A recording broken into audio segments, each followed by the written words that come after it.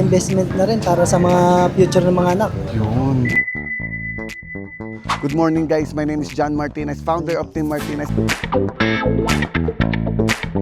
And today, ongoing na yung third reservation natin. Kaya tara, meron na naman tayong bagong property owner dito sa Deca Homes May Kawayan. At inabail nila yung priority unit natin, which is 40 square meters.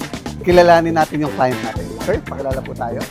Ako po si Wilmar Bello Jr. Okay, so Sir Wilmar, mabilis ang question lang po.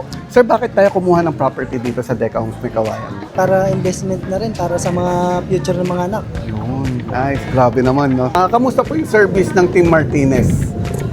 Okay po sir, wala akong kikilingan. Okay. Sir, magkano po yung naging initial cash out natin para magkaroon ng sariling property?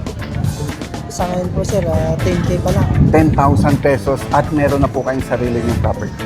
Tama po ba? So sir, thank you so much po sa pag-take ng interview and congratulations po ulit. Thank you so much, Sir Wilmar. Yes, sir. Thank you, ma'am.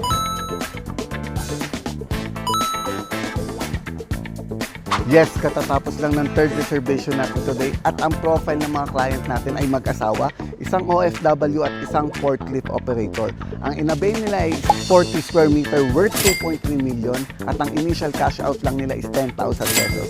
Ang maganda rito, may nakuha silang discount worth 112,000 pesos. At kung isa kang OFW, locally employed, business owner or investor na naghahanap ng property malapit dito sa Manila, mag-message ka lang sa Team Martinez page at sure na sure ako matutulungan ka namin. And guys, it's another close deal.